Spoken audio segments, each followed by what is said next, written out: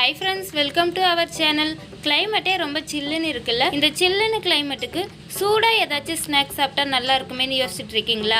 ஒரு கப் கோதுமை மாவும் 3 வாழைப்பழமும் இருந்தா இந்த ரெசிபியை ட்ரை பண்ணி பாருங்க. செம்ம டேஸ்டா இருக்கும். இதுல நம்ம கோதுமை மாவும் வாழைப்பழம் சேர்த்து செய்யறதுனால குழந்தைங்களுக்கு கூட தயங்காம கொடுக்கலாம். ஒரு ஹெல்தியான ஸ்நாக்ஸ் ரெசிபியா இருக்கும்.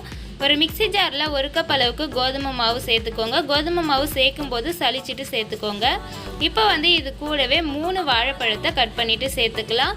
நீங்கள் அதிகமான வாழைப்பழம் எடுக்கிறதா இருந்தால் அதுக்கேற்ற மாதிரி கோதுமை மாவு அட்ஜஸ்ட் பண்ணி சேர்த்துக்கோங்க. 3 வாழைப்பழம் கட் பண்ணி சேர்த்ததுக்கு அப்புறமா இதில் 1/4 கப் அளவுக்கு சர்க்கரை சேர்த்துக்கோங்க.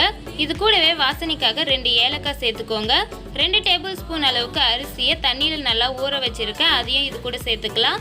நம்ம அரிசி சேர்க்கறதுனால நம்ம அந்த போண்டா சாப்பிடும்போது அந்த அரிசியெல்லாம் நம்மளுக்கு நல்லா கடிப்படும், அதனால டேஸ்ட்டாக இருக்கும். உங்களுக்கு அரிசி வேணான்னா நீங்கள் 2 டேபிள் ஸ்பூன் அளவுக்கு அரிசி மாவு சேர்த்துக்கோங்க. எல்லாத்தையும் சேர்த்ததுக்கு அப்புறமா தேவைப்பட்டால் கொஞ்சமாக தண்ணி சேர்த்துட்டு அரைச்சி எடுத்துக்கோங்க. இது கூடவே ஒரு பிஞ்ச் அளவுக்கு பேக்கிங் சோடா, அதாவது நம்ம சமையலுக்கு யூஸ் பண்ணுற சோடா சேர்த்துட்டு இன்னொரு டைம் நல்லா அரைச்சிட்டு மிக்சிங் பவுலில் சேர்த்துக்கோங்க.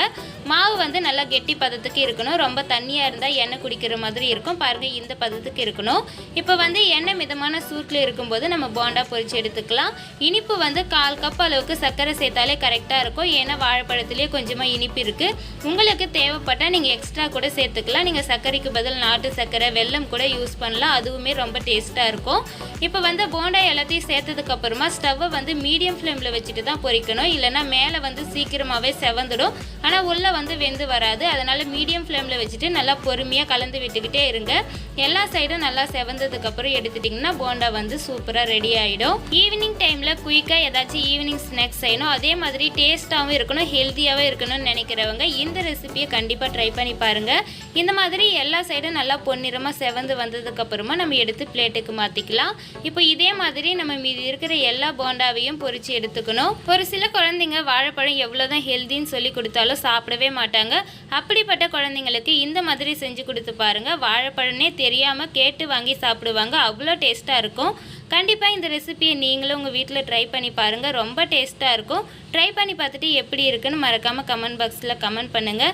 இதே மாதிரி வீடியோஸ்லாம் நம்ம சேனலில் நிறைய அப்லோட் பண்ணியிருக்கோம், பார்க்காதவங்க போயிட்டு செக் பண்ணி பாருங்கள். இந்த மாதிரி சிம்பிளான ரெசிபிஸ்க்கு நம்ம சேனலை சப்ஸ்கிரைப் பண்ணிக்கோங்க. இந்த மாதிரி டிஃப்ரெண்ட்டான ஸ்நாக்ஸை தேடி போய் சாப்பிட்ற உங்களோட ஃப்ரெண்ட்ஸ் அண்ட் ஃபேமிலிக்கு இந்த வீடியோவை ஷேர் பண்ணிவிடுங்க. அவங்களுக்கும் யூஸ்ஃபுல்லாக இருக்கும். Thank you so much.